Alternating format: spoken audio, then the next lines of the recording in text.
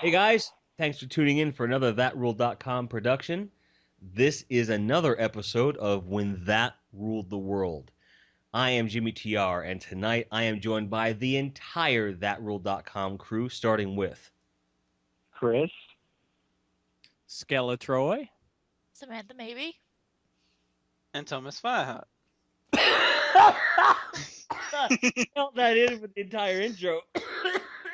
I'll edit that out.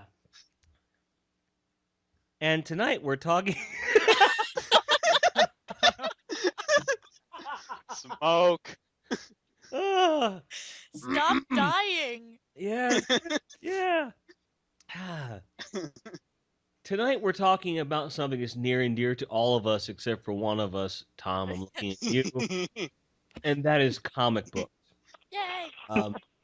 It's the same thing as every other subject we've talked about so far, which is two.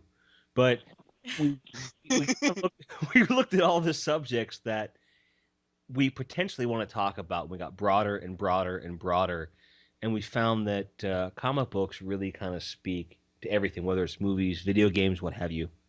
And something it's a part of our culture you just simply cannot get rid of. It's integral. They tried to kill it in the 90s. Even the comic book companies tried to kill it in the 90s, and it didn't work. One more day. Yeah, I'm not even going there yet. Yeah, she did to me. What comic book reviewer hasn't made fun of One More Day? I haven't yet. Me, unfortunately, but I need There's to still start. time. Oh, But I think a good thing to start with is your first memories of comic books and how it got you into it, and even maybe coming back to what keeps you coming back to comics. And if you don't read comics, Tom, you would still have someone has gotten into it, and maybe it even just I get it, I like the culture, but I don't read them, so whatever. That said, my first memories of comic books really were Batman. The very first memories of actual comic books that I have.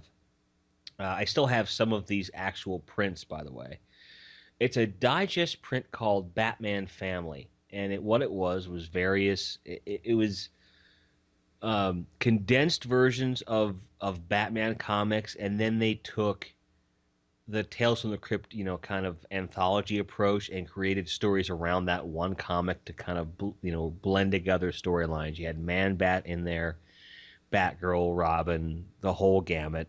Mr. O made an appearance and stuff. It was really cool.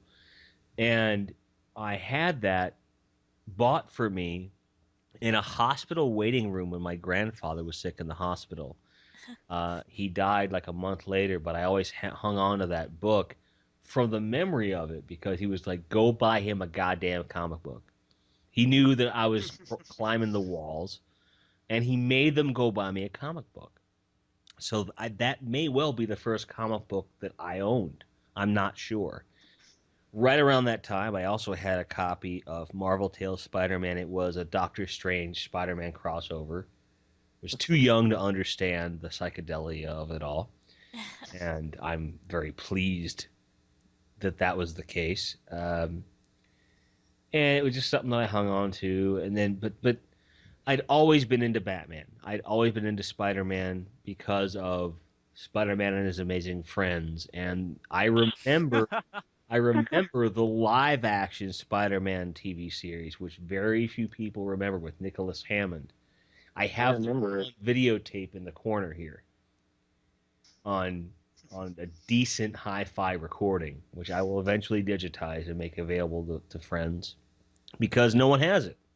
It's not horrible, it's not great, but it's history. Their take on Miles Warren was, shall we say, shit.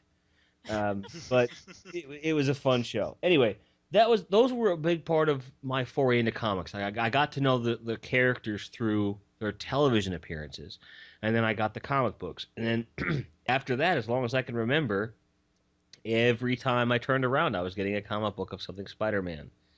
But the big one was around 1985. when I was going to an orthodontist regularly. As fucked up as my teeth are now, they were way more fucked up back then. Um, and this guy, the doctor Kaplan, if I'm not mistaken, his younger sister worked for a major distributor of Marvel Comics Group. Huh. So he had free reign. He would get boxes and boxes of comic books every month, and he had no choice but to give them away. I got dozens upon dozens of comic books from him for free, and I was going there all the time. And then when I'd gotten through my first round of braces and I did everything right, he said, "Take as many as you want," and I just took as much as I could carry, took them home, Wow.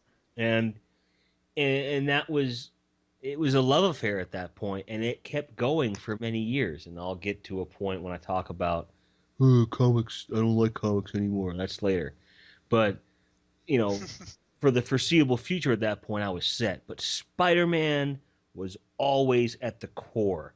There was something about this guy that had all the powers in the world, could do things no one else could do, and yet, where am I going to get money for gas for my chopper? Do I go out on a date with this girl or this girl? He had real problems. And on one hand, it was, wow, this guy's got some problems. But then there's also like the younger party goes, wow, I can't wait till I'm that age and have those problems. Boy, I was fucked up. So that's kind of where I started. But I always related to Spider-Man the most because it was like, here's a guy that was quiet, it was bookish, he was smart, and he had problems and he talked about them. And he got through it with humor. Can't imagine how I would possibly relate to that. So, Chris, you're a huge comic fan. Tell us where it started for you. It started for me, remembering I'm younger here, with the Batman animated series. Ooh, okay. Yeah. Good place And that to start. I used to watch. Good place to start.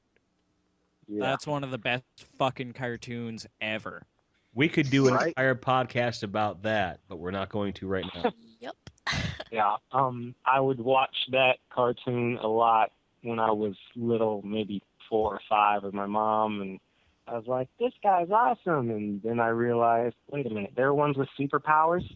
And my dad got me the very first comic book I ever owned, which was, I think it was actually the very first Spider-Man comic appearance of Doc Ock.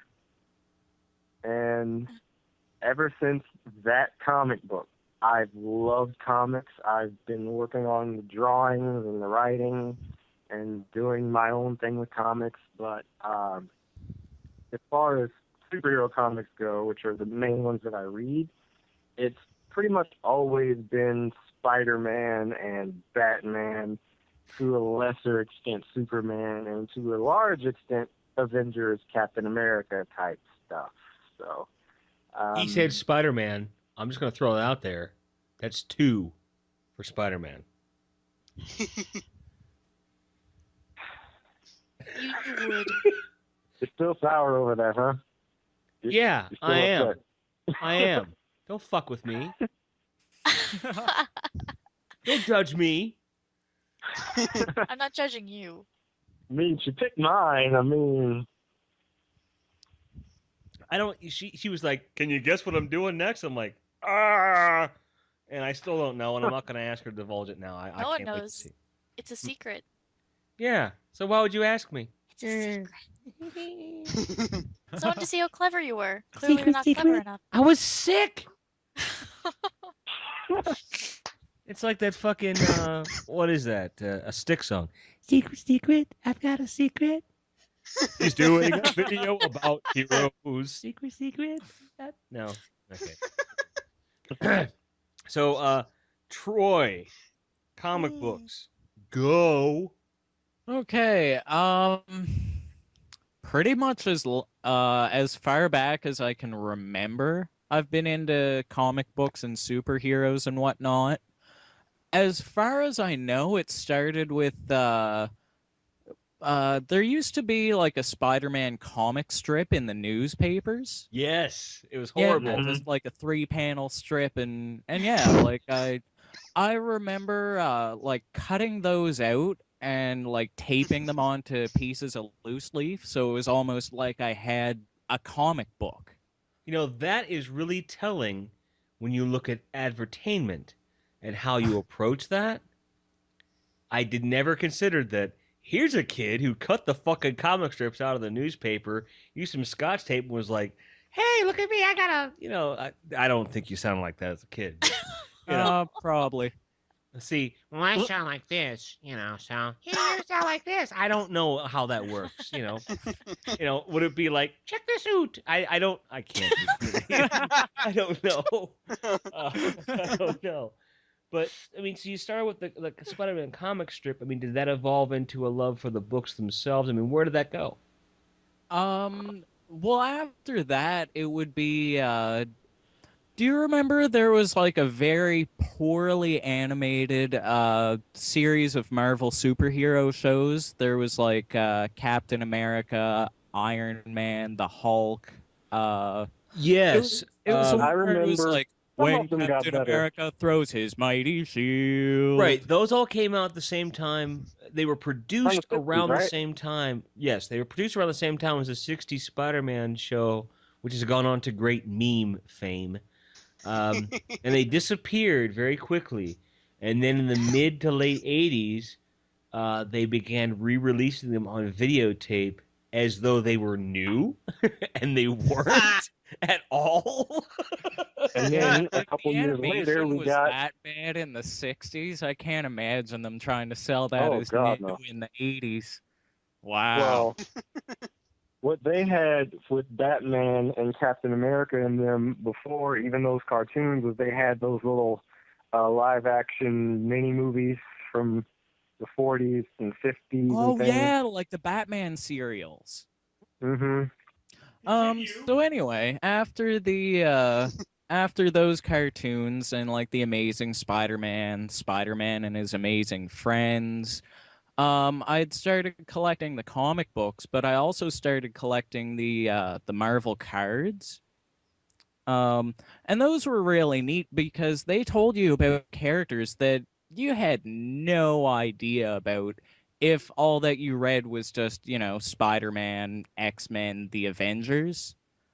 Characters like Fin Fang Foom or the Beyonder or just all these weird characters that made me want to seek them out.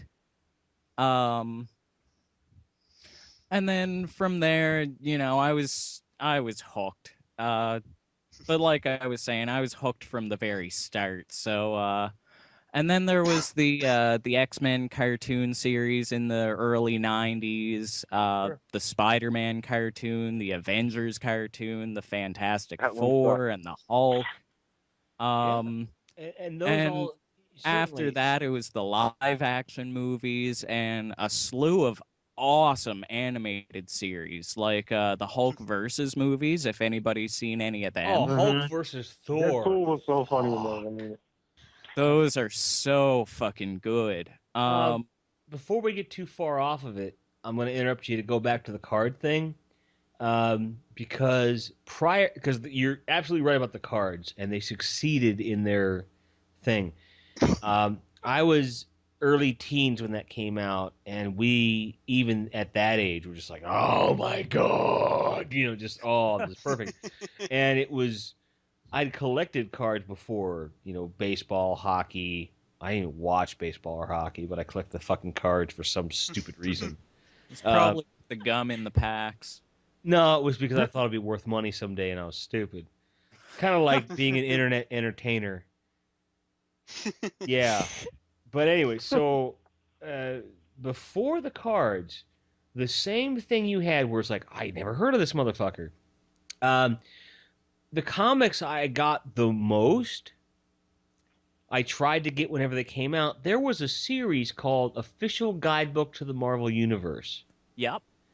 yep. I Mhm. got my hands on that shit every chance I could because they had my favorite word for years was synopsis,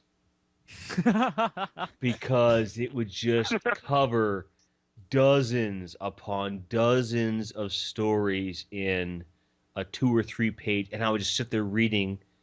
It would be just like a regular book, and there'd be a few pictures, but it was a book, and you would read these stories, and I thought that should have been something they had explored a lot sooner. And they've never really done that, where they took, a certain age of a character, like the golden age of a character, and just novelized it as it existed at that time, in the style that they did the guidebooks. I learned about everybody. I learned about stuff. I learned about characters you'd never heard of before or since, unless you read those or got the cards. Grey Gargoyle. Hello. Uh, you know, you laugh because you know of him, but only because it's like, oh, I heard of him in this one thing. He had a cameo in this thing here, blah, blah, blah. You'll never see him in a goddamn Marvel movie. It ain't happening. No. Not even Josh Well, Whedon yes. has the balls to do that. Iron Yeah. Man, anyone? What's that? unless he has like a random cameo as someone being hauled off somewhere, Yeah, whatever. like They'll some probably do that. unnamed character Yeah. in the background. Yeah, but Um, yeah, the guidebooks served just like with the cards for you to kind of expand the universe for me. And I was like, holy shit! And I fell in love with Black Bolt and all the Inhumans. I thought those were the best. I thought Black Bolt was just. I just thought that character was the coolest thing ever. And then I the got one a who comic. can't talk. Yeah, the one that can't You're the talk. one who can't talk or will level the planet. Right. And go figure, the guy that you probably know is probably the most talkative guy you ever met in your life loved a character that couldn't talk. I get it. I totally get it. Yeah. Yeah, I see that. Irony. Totally, I get that. Uh, and there were different characters that had different meanings to me, and I could go on to huge detail in the Marvel Universe and stuff like that. But, different series meant different things. I've brought this up to the guys. I was telling Hobo Jojo, he's the guy that was on the Connect Sports video with me. He brought me a stack of old Godzilla comics from when I was born. They were sealed in a bag and never touched. The tape went when you opened it, and it was discolored, like it had been there for a long time. And then you open the comic, and you comic readers will understand when I say it smelled new. And it was like, holy shit, I'm the first person to read this. And you get chuffed. You almost get off on that. You just, because it's like, I love collecting. I love keeping comics nice. But if you don't read them, I never understood that. Like, and I'll come back to this later, I promise. But there's a whole movement in the early 90s, particularly in my generation, with regard to multiple covers and the collection of it, and it got really bad. I don't want to touch on it right now, but we'll come back to it a little bit later in the cast. I'm going to move to Tom now, because you not being a comic reader, I don't want you to be the last one, because that might be a downer. But you had to have friends that were into it. Like, tell us what you saw, how, because the comic culture had to influence you in some way. To be honest, I don't even ever think when I first saw the Tim Burton Batman movies as like a little kid, I don't even think I knew what comic books were then. That's like fair. I kind of did, but like I didn't necessarily think that's where like Batman and that came from. Though I think as far as comic book characters go, I think Batman was the first one that sort of caught my eye, or just generally that I was introduced to through the movies.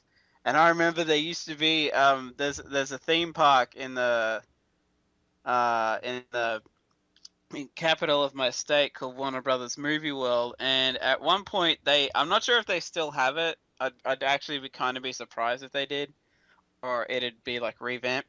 They used to have a ride where you'd walk through this like dark corridor or whatever, Mm-hmm. and there'd be like a screen way off in the distance, and it'd like show scenes from like Batman Returns. And then there was like a bit where you get in this thing that is supposed to be the Batwing, I guess. And I remember just generally that scared the shit out of me. Well, I'm like still hung up on the scream in the distance, and then a random scene from Batman Returns gets shown. So this is what I envision. Shit! I picked the cute one. You know, it's like that's a ride. You know, I don't get it. I don't understand. Maybe I'm not supposed to. Then again, But- they also had a Looney Tunes one that used to have it look like a boulder was gonna come off the thing and drop down on you. Oh, That Lord, sounds no. more Indiana Jones than Bugs Bunny. Well, I think it was supposed to be like Roadrunner Wile E. Coyote trying to kill Roadrunner or something. Adios, senor. You know, just, but that brings up a really interesting point, which might Sam's story might shed some light on this. I don't know the story, but I'm kind of curious. There's a generation of people that their first exposure was the movie, like that was the first thing. So for those of us who grew up to a point and then saw the movie, we were like, and then you saw the movie with no idea of what it was and went, it makes perfect sense to me that you would continue watching the TV series and you'd watch the other movies that came along and never go to the comics.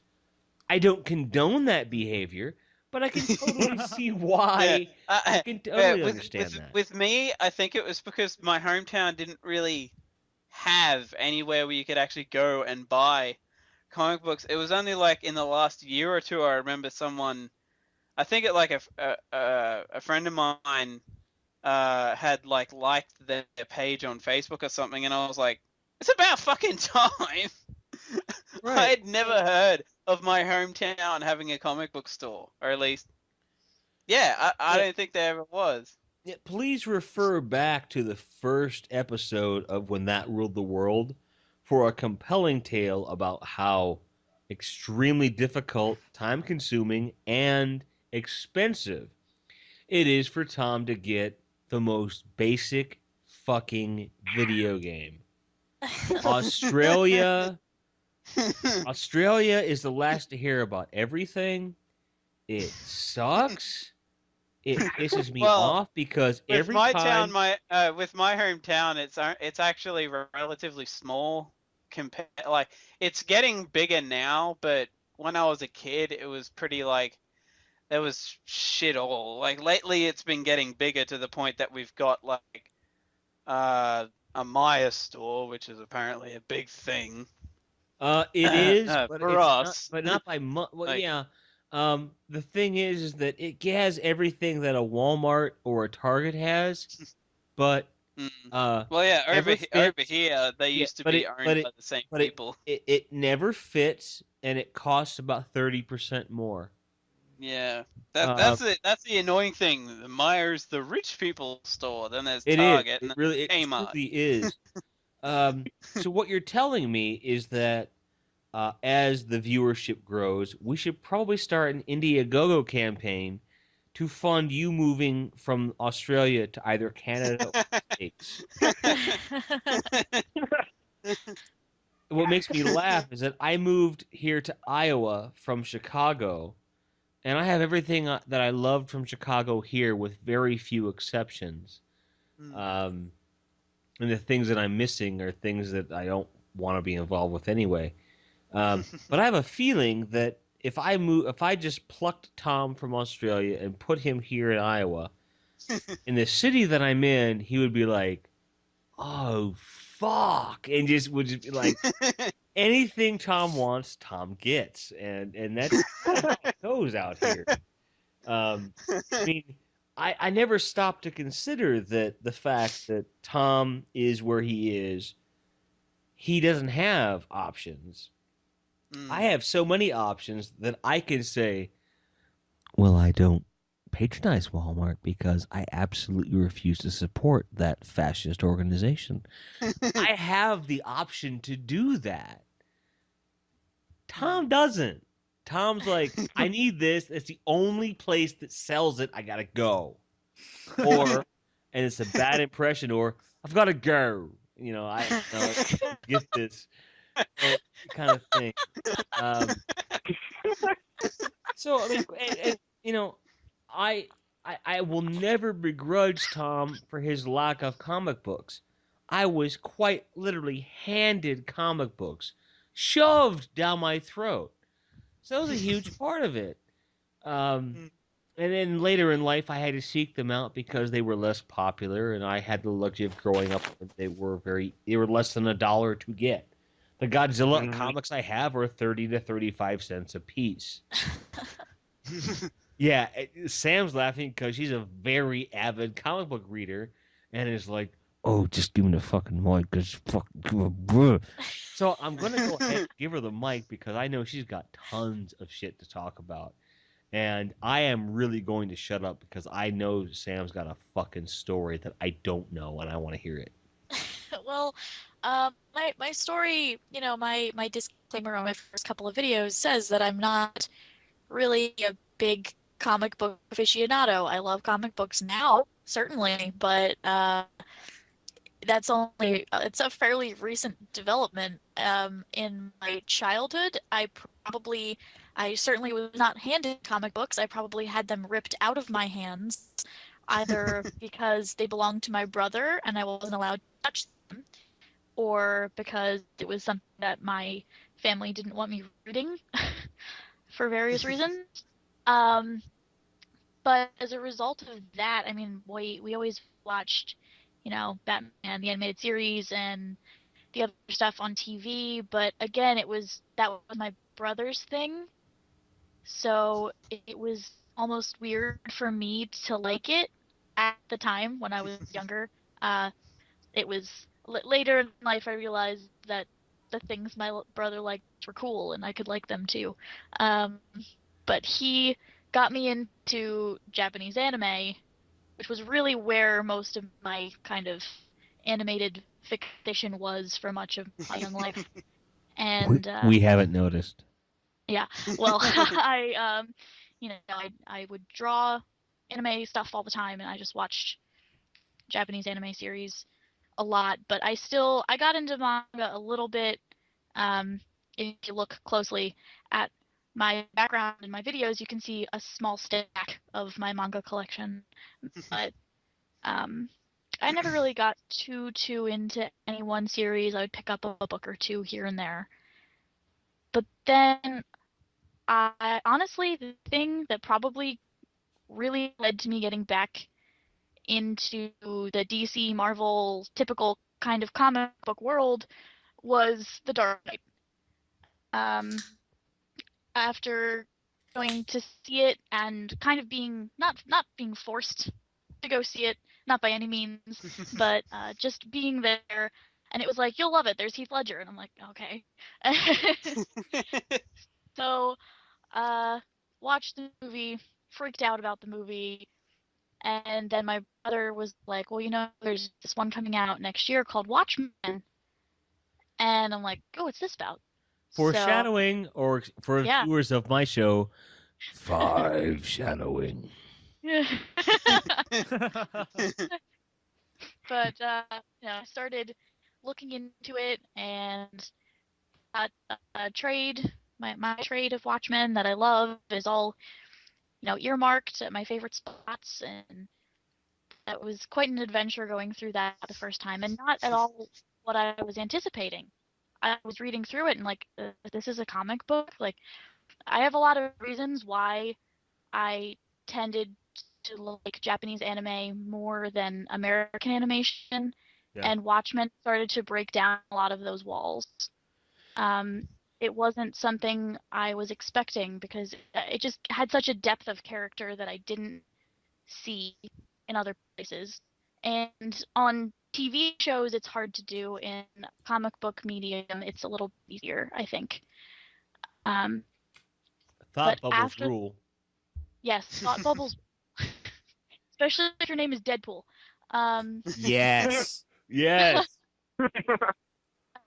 Watchmen, got into V for Vendetta after that, which honestly I still have not read all of V for Vendetta. Neither have I. I will freely admit that. And Yeah, I'm also going to go out there. You guys are going to shit your pants. I do not own, nor have I read completely, independently, The Watchmen. Oh, really? Yeah. I'd read it like the first couple issues when it first came out, Yeah. and by various reasons of moving and things like that, I never got to finish it. And I thumbed through it a few times on like in the store with the trade paperback, and I kind of got the gist of it. But the only time that I got the whole story was when the movie did come out, and I was one of the people that I waited. I refused to see it in the theater because I know Zack Snyder. I knew him at that point, and I knew that he had a 4.5 hour epic waiting for me that the studio wouldn't let him release. Director's cut comes out. I'm like, that's not it. And then the ultimate cut came out. I couldn't afford the box set. Um, January of this year, I was working very prolifically. I had a decent amount of money in my pocket, and I managed to come across the Watchmen Ultimate Cut on Blu-ray for under $100. Not by much, but it was under $100, and I was like, "Fuck!" And I just snapped it up. And just like with the Batman Cup I told you guys about before, I wrote this long letter about how much this meant to me because I'd seen the Ultimate Cut and it just moved me to tears, quite literally. Um, and I got that, and with it comes the motion comics, and it's the entire comic series in motion form. Oh, wow. I didn't know that. And I sat down. I sat down. I brewed a pot of coffee. I went so far as to bring the coffee maker into the living room, which I don't ever do. And I just sat jaw agape watching these motion comics. And on my holiday list is a hardcover edition of the Watchmen trade paperbacks. I'd like to read it that way as well. I can totally see why it was so influential. It's a huge thing. And I'm just going to put an end cap on this before I let Chris jump in. For those of you that hadn't guessed already, the viewership on the podcast is small. So if you're watching / listening, fuck it, we'll give you a spoiler. Sam and I are doing a crossover on the ultimate cut of Watchmen. I've never seen a review of it. I've never seen a really good analysis of it, let alone someone who had the fucking balls to rip it apart with love. And that's what we're going to do. I mean, it bears mentioning, we sat down and watched it together.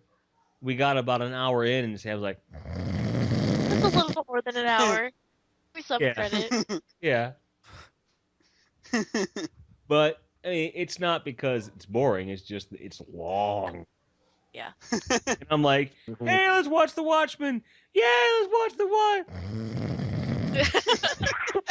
I understand that. I totally understand that. But when I first saw it, just like with the Avengers, I watched it 2 or 3 times in a row because I couldn't believe I just witnessed that with my own eyes. It was amazing.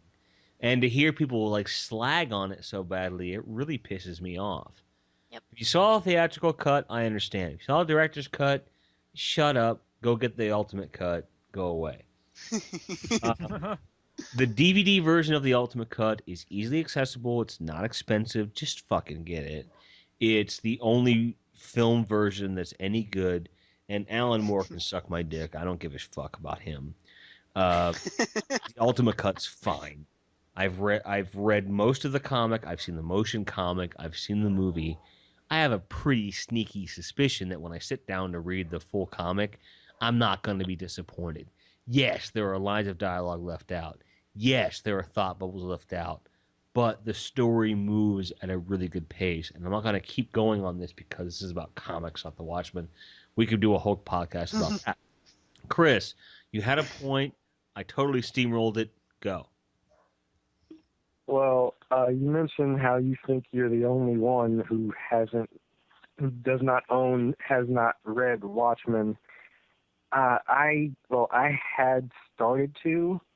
I never finished, and I think this really goes into my being, as far as entertainment goes, a surrealist, and the fact that a lot of the more realistic or edgy. And another thing, Watchmen is actually really deep. Yes. It's a deeper thing, To say the least. and To say the least, I cried at the end. Yeah. It's that's it's to say the least. heartbreaking. Yeah, exactly. And as far as like superhero movies and stuff go, I acknowledge that it's great and all. I've seen the movie several times, not just I've seen the ultimate cut of the movie. A friend of mine has it. It's not exactly my thing, so I don't go out of my way to bash it or anything because I don't care. I think it's actually a very well done piece of work, but it's not. Another thing, the Nolan movies. As much as I love the second one, and I really love the second one, that first one I was like, yeah, I can see how this is good and all. It's just not for me. The No, third Chris, one, I was in the same boat. I was like, this is good. Let's see where he goes with it. And then we got The Dark Knight, and I was like, all right, cool. And I can go back and watch okay, it. But yeah. Batman Begins still kind of falls short, especially when you Yeah. compare it to The Dark Knight. But you Yeah. have Oh, to dear. take in consideration the studio system where he had to be cautious in what he was doing. Yeah. I think the depiction of Ra's al Ghul was insulting, Oh, yeah. deeply Definitely. insulting. And I don't mean to interrupt you, but I'm going to throw this little point in. I'll let you get back. I really apologize, but I just have to throw this out because if I don't, I'll explode. In that Batman Family Digest that I got, 27 years ago, 28 years ago, Ra's al Ghul was heavily featured. That was my introduction to the character, and I loved that guy. And it always seemed like when I went to hospitals that fucking Batman comics found their way into my hands because it did happen, whether through just people were going for tests or whatever. But a comic book got shoved in my hand, and Black Mask is a great villain, and we'll talk about it some other time. But I managed to get his origin story when it was brand new. It was like, oh fuck, But Ra's al Ghul is a very deep character, and they did a good job of setting up that he had a deep motivation. But 90 minutes just ain't fucking long enough, dude. And Right. his his Padme thing he had going on, I don't buy it for a second. I totally bought Liam Neeson as Ra's al Ghul, and I felt that taking that away in the beginning took so much away from the character.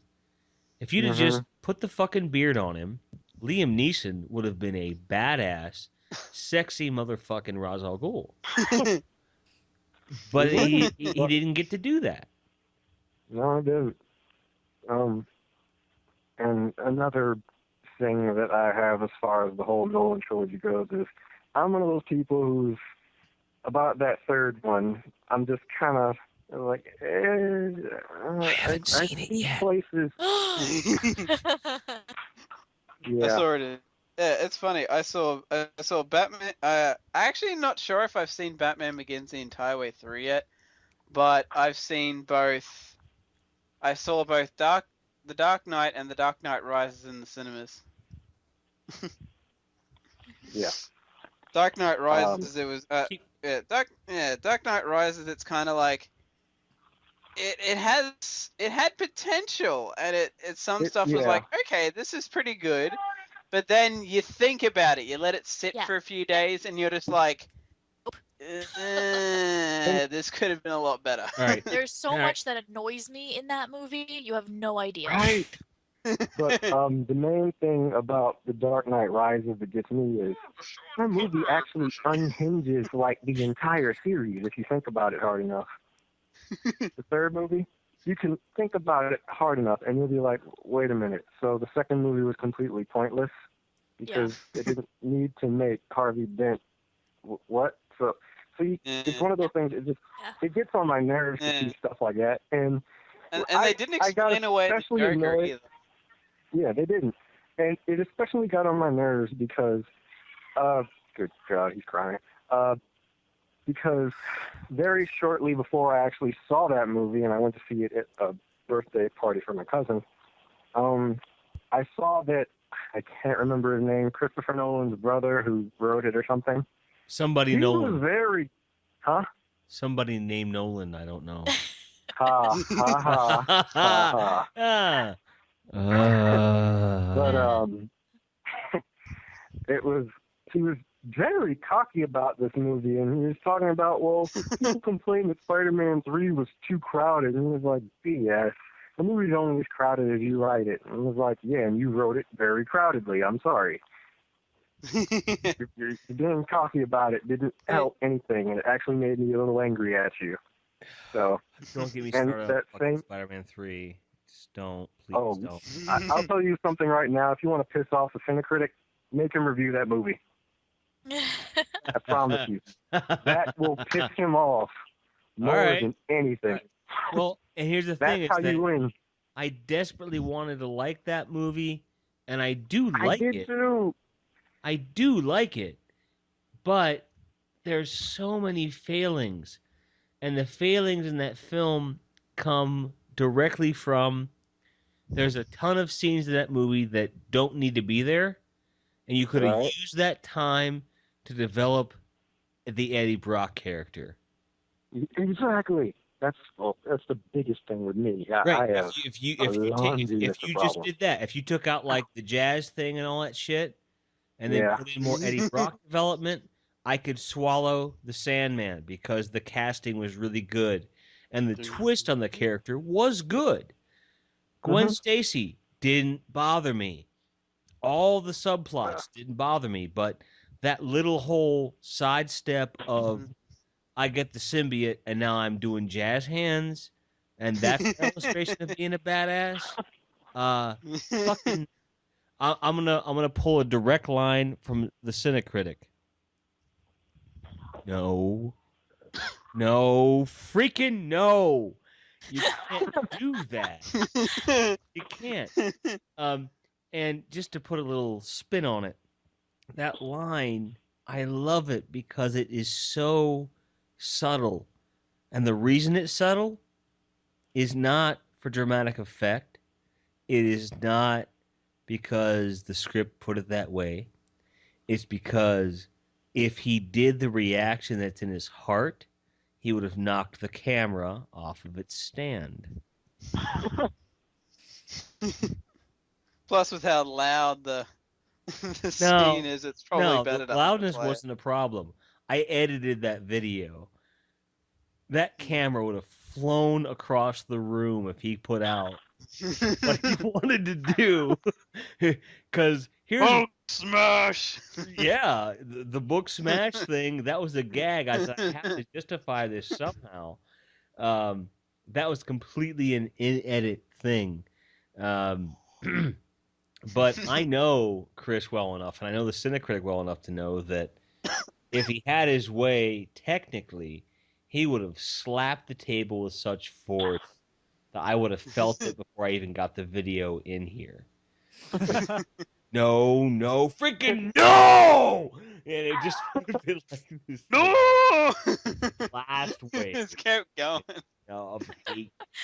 And then you have to pan out and then show the Earth is still echoing. So we might do that with the crossover. But I also completely understand. I mean, look at Spider-Man 3 and you look at what I do know about The Dark Knight Rises. There's a lot of things. I mean, I remember when Nightfall came out, the whole plot line of Bruce Wayne getting his back broken, all this stuff, and I heard that Nolan was attacking this, and I was like, yeah, you motherfucker. Part of me wanted him to succeed, part of me wanted him to fail, and he fell right in the middle by everything I've read, and I will eventually watch it. I have this thing where if I didn't see the first one in the theater, I refuse to watch the others. Spider-Man 1, 2, and 3, I watched all of them in the theaters. The first Spider-Man came out with Sam Raimi. It wasn't perfect. No. However, having waited at that stage of my life 20 plus years to see it, my jaw was on the floor, tears were in my eyes. This was Spider-Man on the screen. And it was a very personal thing for me to see that. Every time he made a wisecrack, I laughed and then I wanted to cry a little bit because it was like, this is the guy I grew up with. This is the guy. The guy, right? And but I haven't seen The Amazing Spider-Man yet, and from what I've heard from Chris and other critics, he is way more the Spider-Man I grew up with. Because he's deeper and he's funnier. Have I heard wrong? I mean, you're asking. You can't ask me because I'm the one you heard it from. So you have to probably ask someone. Well, but I'm asking, else. am I interpreting your opinion the correct way? For the most part, yeah. I think they got the general feel of a Spider-Man comic, not just him as his character, but the comic as a whole. I think they got that down a bit more than they got it in the other movies. The second Spider-Man movie, I maintain, I still think is technically better. But if you want a movie that's more about Spider-Man than about that kid, it's more about Spider-Man than about a guy acting as Spider-Man, I would definitely go Amazing Spider-Man than the other three. Yeah, and I'm hoping that when I see it, because I've already seen the ending of the film, I cheated. The teaser at the end and whatever, and I'm like, that's stupid. That's just dumb. Because they're bringing in this storyline that no one cared about when it was originally introduced. Why would you bring it what now? What they were doing there is the movie. I'm not sure if I covered this in my review. The movie got edited to crap. Yeah, you ripped into that part of it actually. I did. All right. Yeah, they pretty much cut out most of what would have made pretty much everything relevant about that secret ending. Right, and that's why I don't watch things in the cinema anymore. Yeah. Because I'll just wait. I'll wait and see what comes out. And yeah, when I heard the Watchmen Ultimate Cut came out, I should have dropped the $40 and just bought it then. But I had this thing in my head that was like, that's a very definitive title, but I just had a feeling that there would be something more. I was horribly wrong. And now I have this black box on my shelf that I have film buffs in my circle of friends that they'll come over and they'll just take it off the shelf and caress it against their face. And they're just like, because I bought it on Blu-ray. Ultimate Cut on Blu-ray is hard to come by.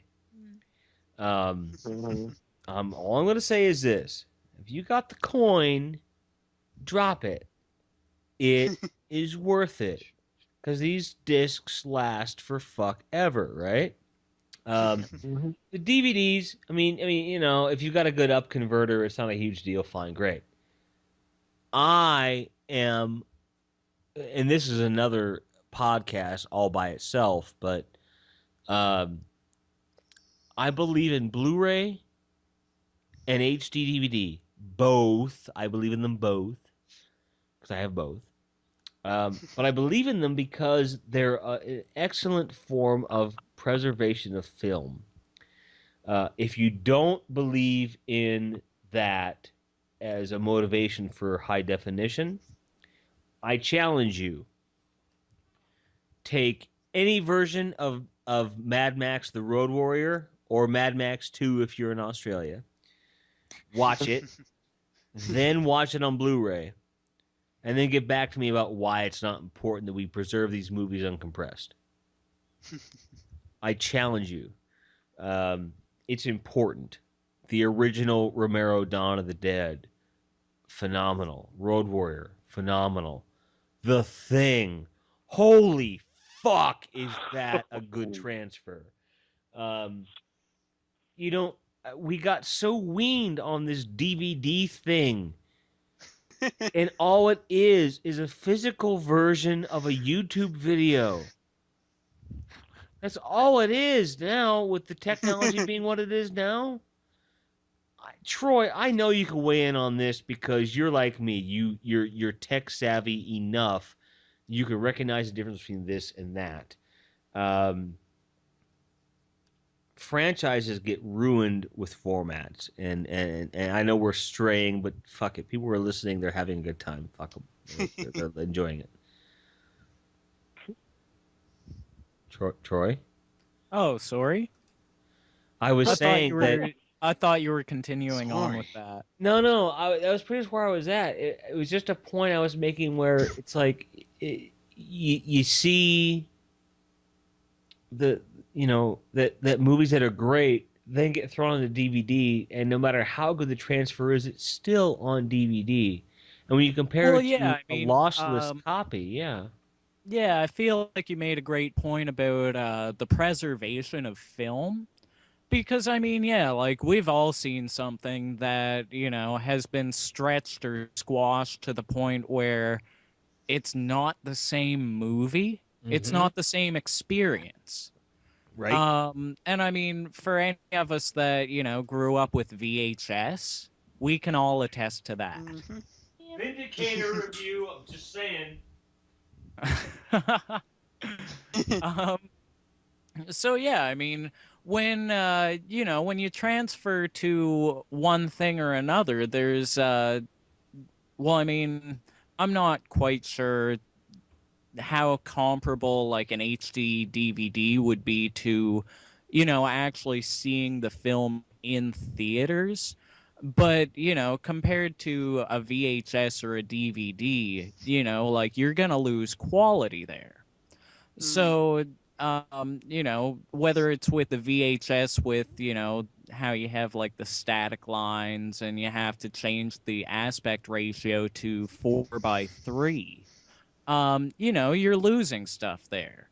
When you have to when you have to downgrade a film so that it'll fit on a DVD, you're changing the experience. So yeah, I mean, if you can make it so that it's as close to the original vision that you can, then fuck yeah, go for it. Well, here's another point too, though. Okay, how many TV series have we mentioned, even if they're shitty, that brought us into the comic realm? I've talked about in the past the Flash TV series, which will be a That Ruled episode all on its own. I've only met one other person that actually saw that fucking thing.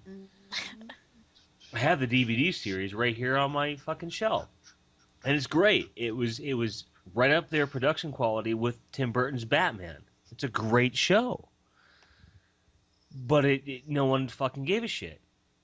The Spider-Man TV series, it's not that good, but it needs to be preserved, and so on and so forth. And even the crappy Captain America should be preserved, even on DVD. So, there's so much comic history and so much superhero lore that is being slowly devoured by the ravages of time. And I know that with you guys being of a younger generation than I, that you'll come across it with way more what the fuck than I would, because you didn't know it even existed.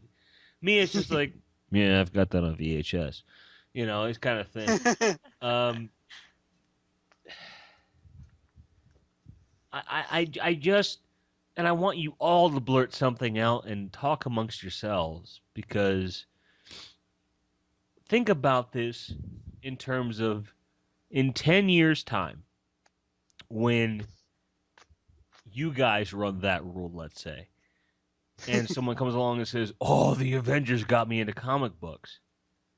What are all the things that you would say, dude? The Avengers were great, but go.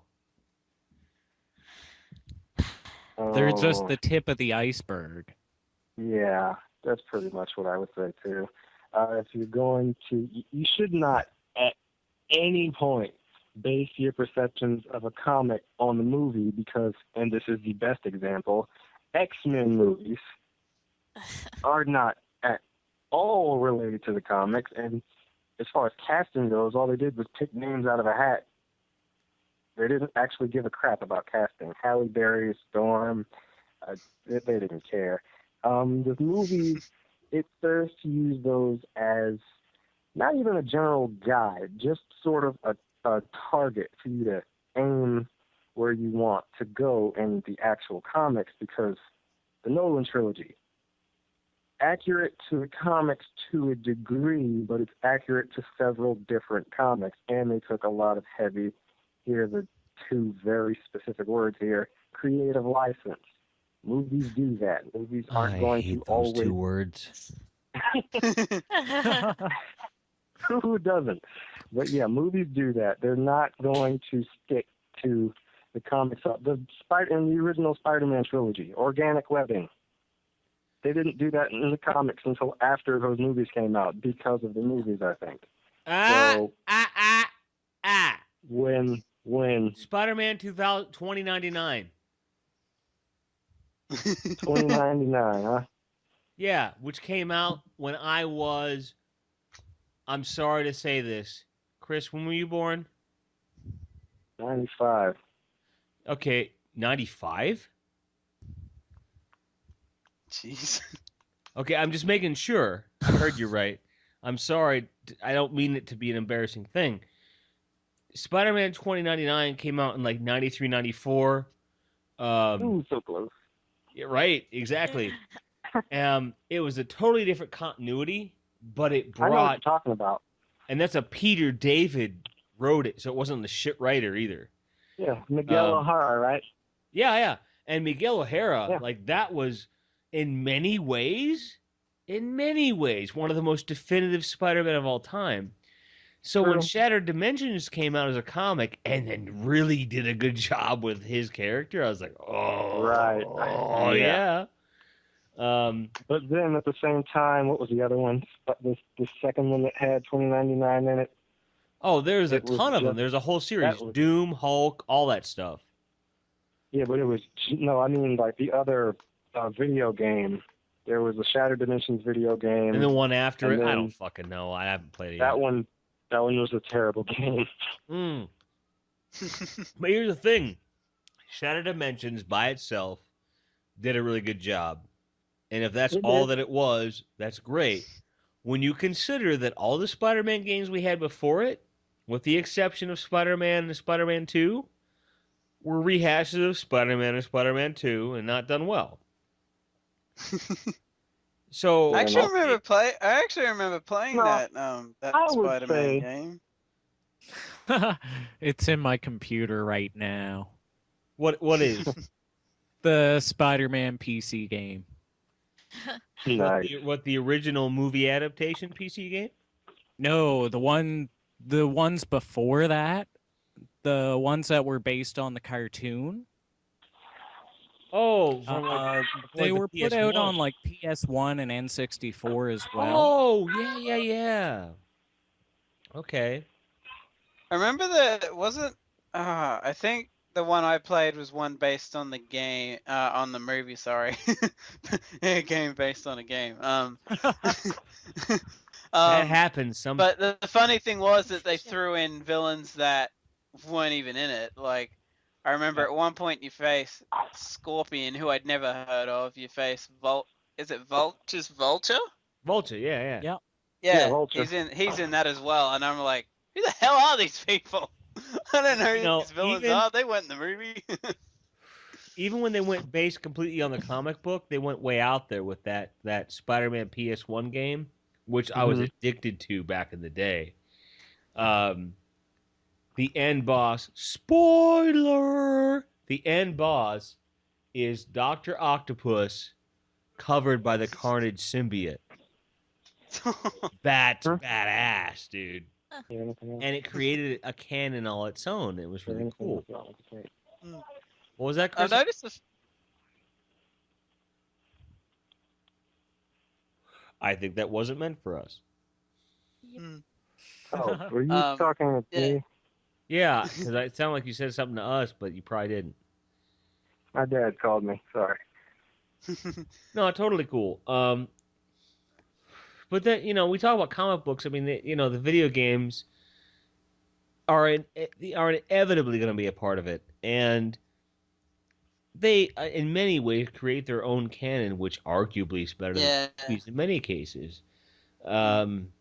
It kind of goes back to what Tom had said about Episode 3 for Star Wars, where they didn't fight, but in the movie it was just it was what it was, and it was great. Hmm. Some of the games do it right, some of them don't, but there are many video games, especially in the era that you guys grew up, and I was just like, oh, finally, like AVGN did a great thing about Godzilla with the new games. I have a copy of the NES Godzilla game, and I have a copy of the Super Godzilla. I only have Super Godzilla because just to have it. I played it once, and I was like, James was right. This sucks. And it's on my shelf, and I'm staring at it going, why do I own this piece of shit? No cover existed for it. I had to make the cover myself. That's sad. It's horrible. But then later in life, you get Destroy All Monsters Melee, you get all these other games that have come out that are really good tournament fighters. And if we don't do a convention and we just opt to everyone converge on Jimmy's place in Iowa, that's fine. We're gonna have a goddamn fucking Godzilla tournament here. Well, I have a question for you, Jimmy. Have you ever read any of the Transformers comics that Marvel did? Yes. Actually, yes. One of my birthdays, I believe it was 1985, was my birthday, and my mom got me the first 3 issues of the Transformers that were loosely based on the cartoon, very loosely. And these are the same comic writers that wrote many of the plot lines for the cartoon. But they went way deeper with the storyline in the Transformers comics then. And I had a limited exposure to it at that time. But in issue number 3 of the Transformers, there's a crossover with Spider-Man. Yes. Right. Yeah, he's in the black suit. And goddamn, is it good. Right. Megatron versus Spider-Man. And Spider-Man won.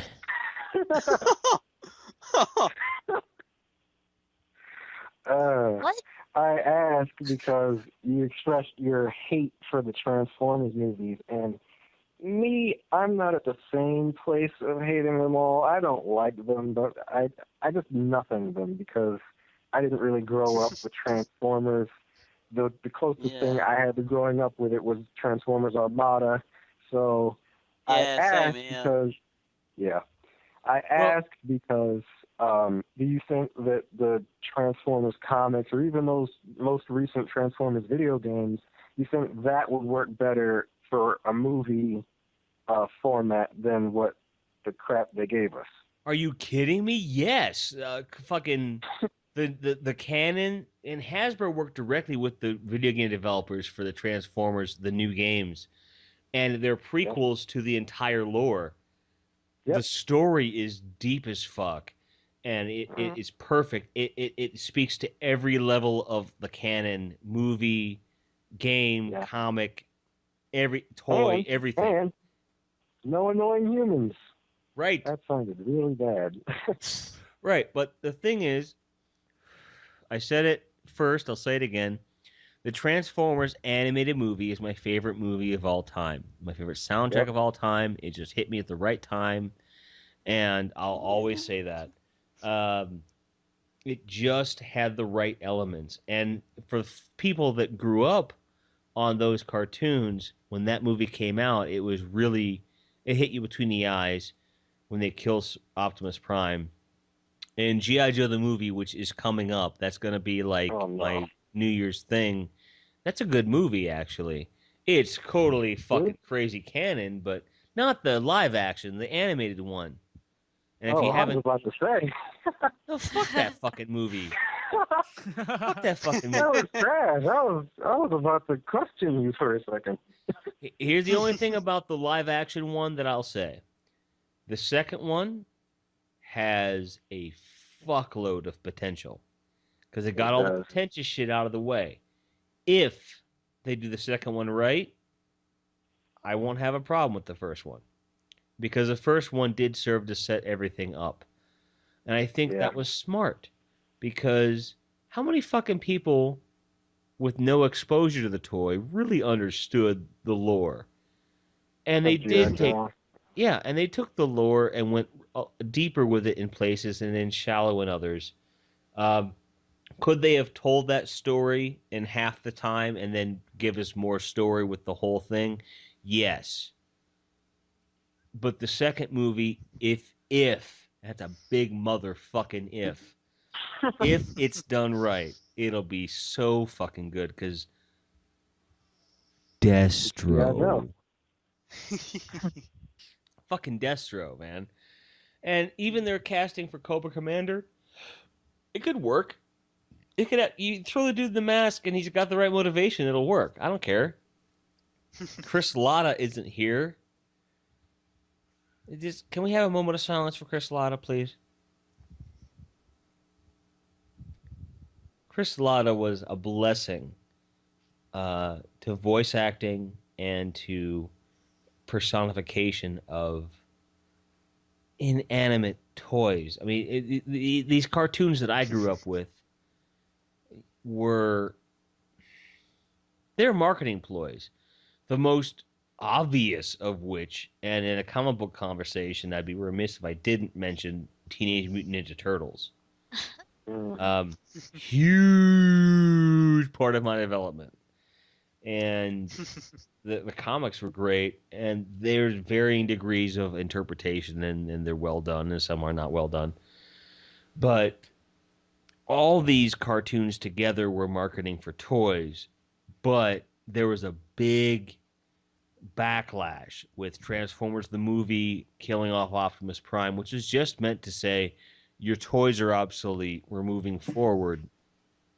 They didn't realize the emotional impact it would have. G.I. Joe, the movie, the animated movie, killed off Duke, and they re edited it at the last second, lost their window for a theater release, and then just went straight to video. And it was really well done. It was a really, really, really complex plot, given what it had come before. It did some good stuff, and it fed off of some comic book stuff. The G.I. Joe comics, holy shit. Read them. There's a lot of story there. You know, that makes the Bourne Identity look like Murder, She Wrote. I'm not kidding. I mean, it's funny to say it, but I'm not kidding. It's fucking out there. Troy, do you remember those comics at all? Did you have any exposure to those? To be honest, I wasn't really into GI Joes when I was a kid. You're Um, Canadian. That doesn't surprise me. Well, well, I Jingoistic mean, is not your deal.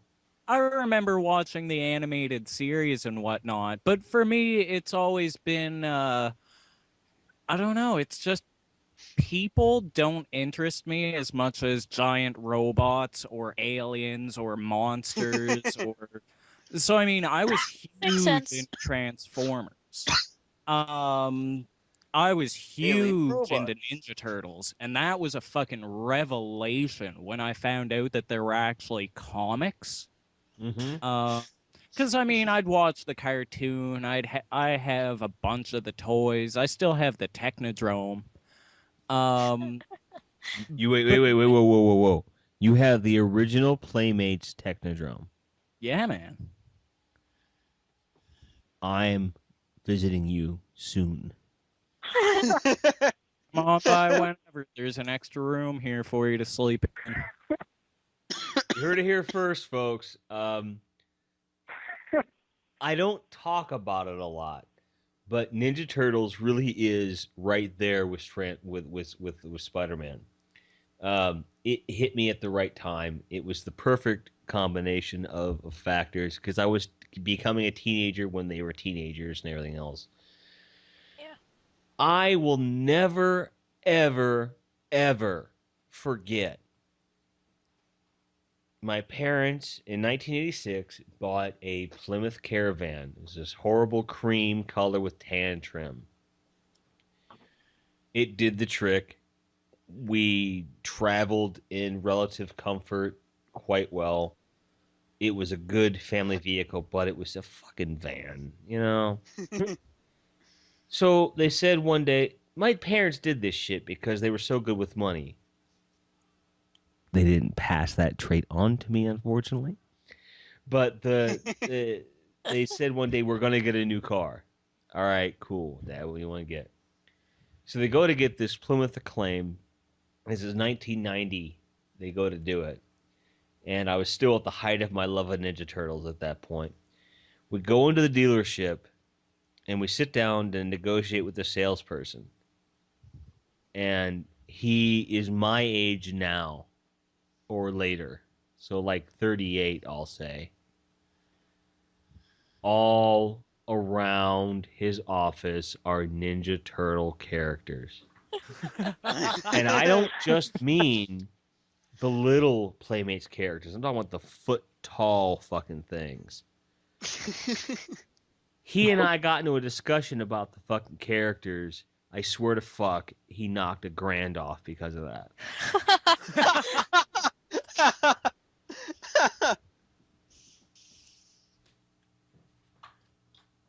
And then they bought a van.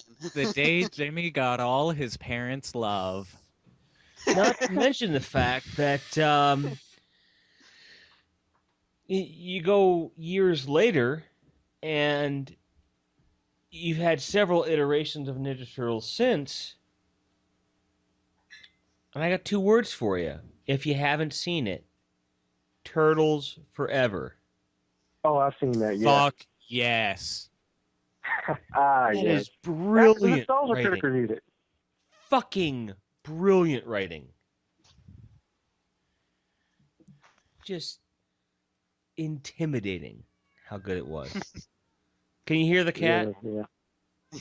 No. Was that your Can you cat? hear my? That's my cat. That. I Oh can't my hear it. gosh. Can you hear my bro? Yeah, she's just, someone else is here, doing her thing. But yeah. So I mean, so that's you kind of go like this whole. I guess it bears mentioning that you can't really go into comic books without. Oh, now I hear it. Cat is possessed. I'm What's telling this you. about Ninja Turtles? I'm just gonna down while I can. Legitimately possessed. The cat heard Ninja Turtles talk, and it wants in. We're technically. No, because the possessed cat would try to eat the Ninja Turtles. Sam, tell the story about Oh Bojana. my god. Tell the story. Okay, so I was just, helping Jimmy try to figure out what stuff we could use for video recording the other day, and his one of his friends came over and was trying to get something under the couch, and all of a sudden his cat just went fucking crazy. It was hissing and scratching the shit out of everyone, and just like legitimately roaring. Like I've never heard like a house cat roar. It was Yeah. scary. So Jimmy thought it would be a good idea to just take the camera and put it right in front of the cat. So all I saw for a good 10, 12 minutes was this cat just open mouth roaring at me and attacking an oven mitt. It was so scary. The cat is a demon. It's a demon. It's gonna kill you. Sam, how did I eventually get the cat out from underneath the futon? Remember that? What specifically did I use? I remember the oven mitts, and I remember you attacking it with like a blanket or something at one point, but I don't remember. The final thing, my green screen is held up by. Oh, that's right. Yeah, Oh no. explain it. It was the stand from his green screen. He was like poking at the cat, Oh. and it ran away.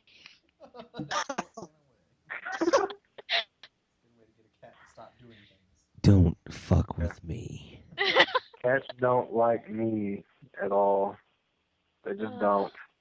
Dogs don't like me. Birds don't like me. Bugs don't like me. That's my favorite. Bugs? The entire freaking animal kingdom. They don't like me. Do you have an interesting story of why birds don't like you? Oh God. I have many. I'm not going to tell them to you. When birds ruled the world.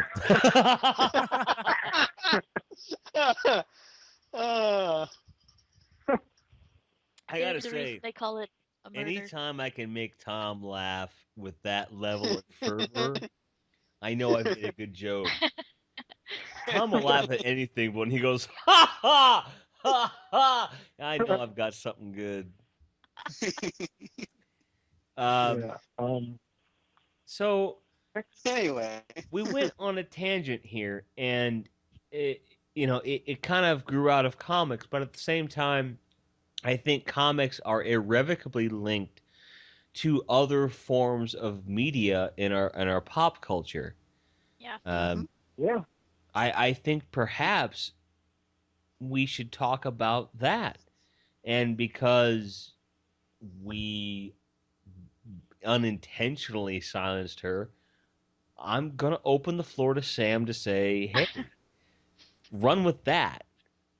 Yeah, no, it's really a big part of why I am into comics so much now is because of their ties to other forms of media. And the best example of that for me is Buffy.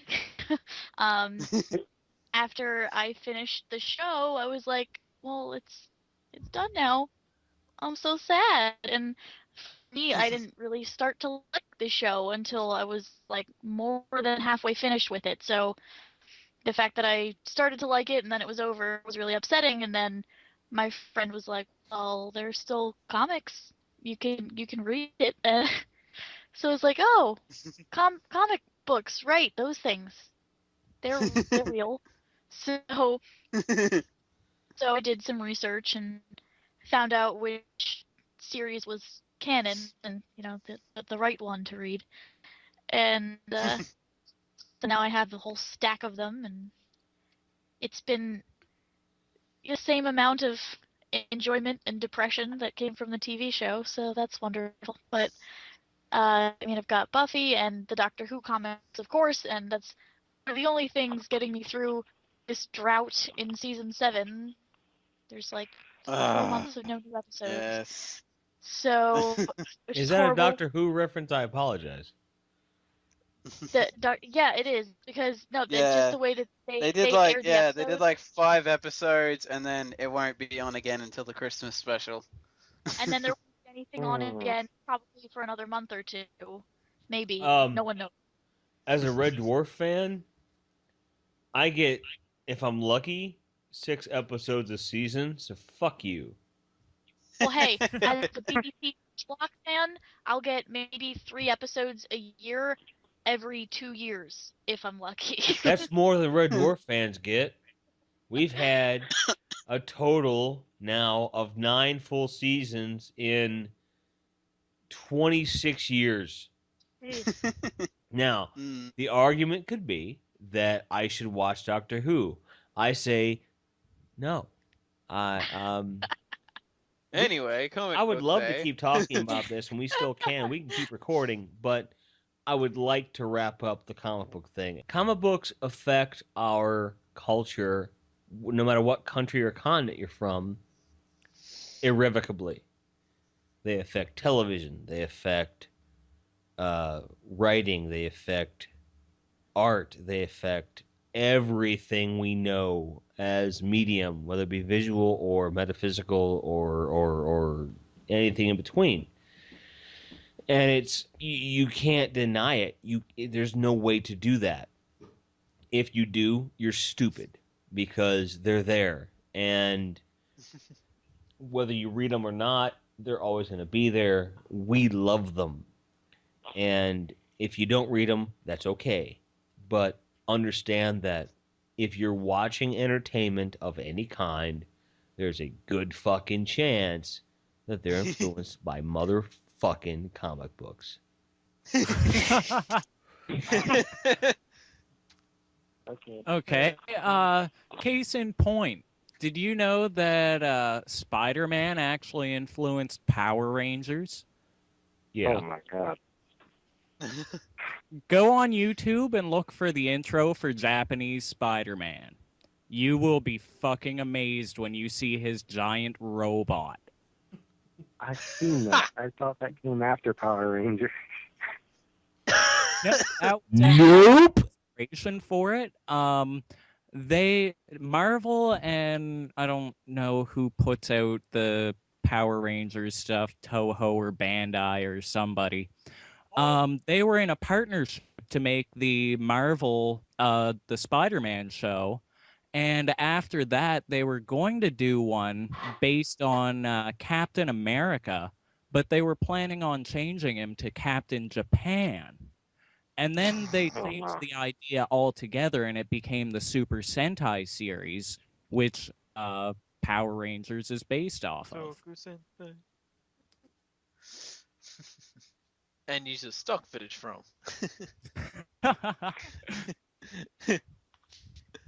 Oh crap, we ran out of stock footage. Let's film in New Zealand. But Our yeah, actual martial just artists. think about that, a comic like Spider-Man could influence something like that has become huge. Japan. Japan. If anything.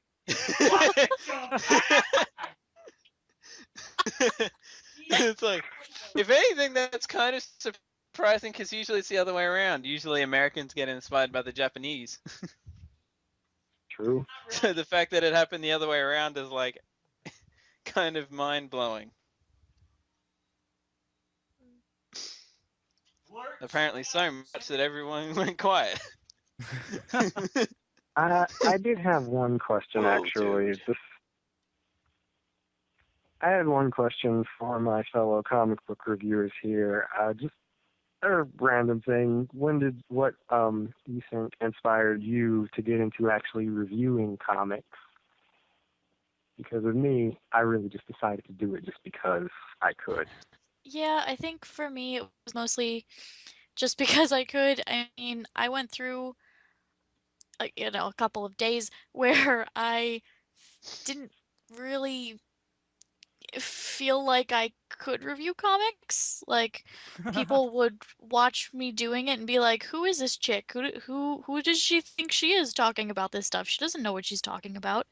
Um, which is why I try so hard to just talk about the stories in respect to their respective series and not in the sense of this is a good comic book on the merits of it being a good comic book. I care more about it being a good comic book because it fits well in its universe and it makes sense and the characterization is good, etc., etc.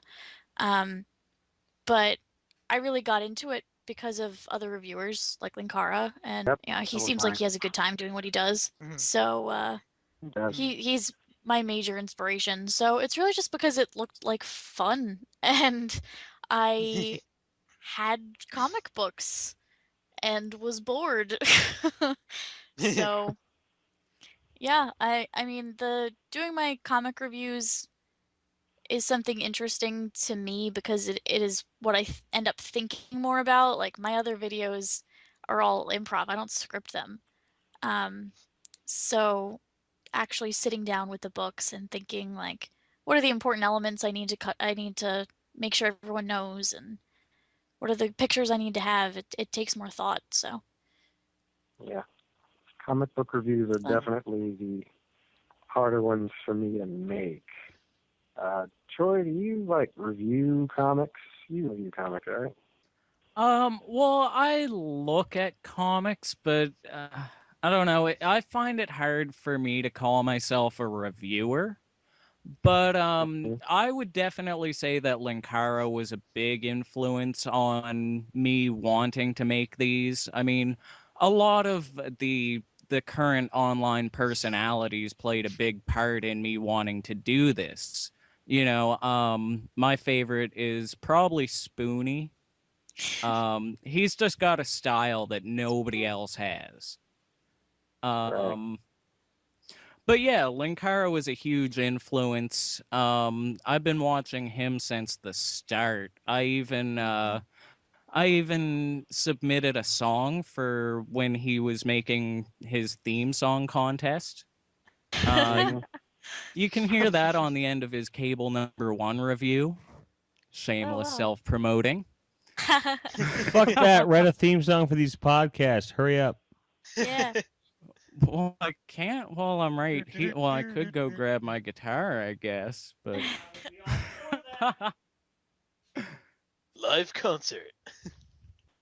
but no, I mean, yeah, I'm just really inspired by a lot of people online who do reviews, and for me, I just kind of wanted to do something a little different. So I have fun. Yeah, I think what was hard for me was to not feel like I was just copying Linkara's format entirely, because that's really all I know of comic reviewing. I haven't really Yeah. seen many, if any, other comic reviewers, at least that I enjoy watching as much as him. Yeah. So I knew, like, filming my first review, I was just doing the audio. And I'm like, I felt like I was speaking with his voice, and I think I still feel like that, but it kind of weirds me out. And that's also part of the reason I felt awkward about like asking him to retweet my links or whatever, because Mm. I feel like I'm stepping on his territory, which obviously isn't something he cares about. I don't think Nope. he feels threatened by anyone, but no, I Here's really a man. was. I He's a love man. that. No, I use that today with I was really somebody, concerned actually. about doing it because I felt like I would just be, making a video like Linkara, except I'm me. Mhm. And I didn't really want to do that, so I was concerned that it just, people wouldn't get why I had to do it when there are so many other people doing it. Well, to be Yeah. fair, But you guys might remember me talking about something the other day where I admitted openly that I have not made it through an entire Linkara video just watching it. Hmm. Yeah. Like just opening it and Yeah. watching it. Like I haven't like I've made it through several of his videos, but never by just watching. Um, uh, I think the reviewers and internet personalities that I admire them because I can minimize the video and get what they're talking about. On the other hand, there's an equal amount of admiration for him being such a visual artist. He's a comic book guy through and through. Sam takes the whole idea of a comic book review and says, I can make it commentary and doesn't lose a thing. If I want to watch the pages, I can. If I don't, I can be drinking coffee and catching up on all the site shit that I broke the night earlier. You know, and that's but Mhm. it's still interesting. It's still funny. It's still informative, and it, every person who's into this genre is going to take a different thing from that, Hmm. and that's why there's always going to be reviewers. There's always going to be Yeah. people like us. So You'll never get rid of us. it's not going to happen. You can't you get. can't tell me what to do. Um, yeah. But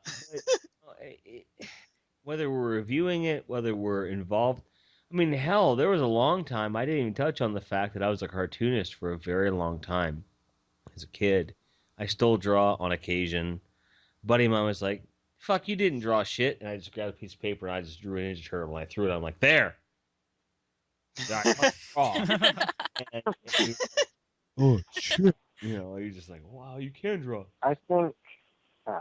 I think we all sort of have those things that we can do and we just don't ever think to use or don't ever really care as much, or not even just about caring, but we just don't do it. I mean, me, for the longest time, everyone was like, "Oh, you should be a cartoonist. You should be a cartoonist." And for a while, I was convinced I would be, but then I started to realize I was a better writer. So things like that, you discover more about yourself doing things like this and doing things that we do. And it's not just for the sake of entertaining other people, I see, but also for growing your own persona, developing that, figuring out more about yourself. And even when I do things like The Wise Guy, for those, 40-second long vids, Fuck, dude, that's the best shit you do. 40 seconds of awesome. Yep. It helps me to understand more about how I actually think, because everything Wise Guy says, it's how I think. It's typically like that deadpan, smart aleck, yeah, dude, I don't care what you think. I'm telling you right now, you're wrong.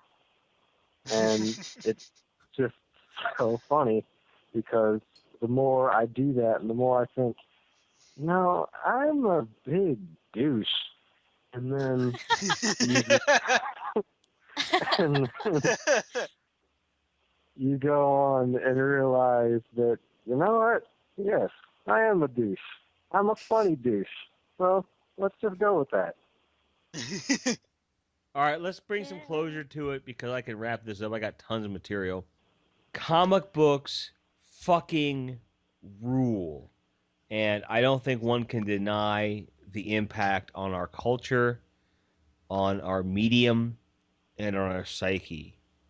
And we thank you for being a part of that impact, whether you read them, whether you write them, whether you draw them, or you're just listening to this podcast. You're part of it.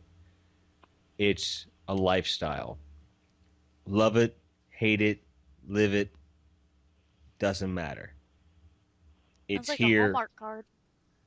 Shut the fuck up. Comic books aren't fucking Just going do away. it. Fuck you. I won't do what you tell me. Rage Against the Machine. Fuck it. For thatrule.com and when that ruled the world, I am Jimmy TR. I am Chris of MTV. Skeletroy Blockbuster. Samantha, maybe. And Thomas Fireheart. Bitches! Right on.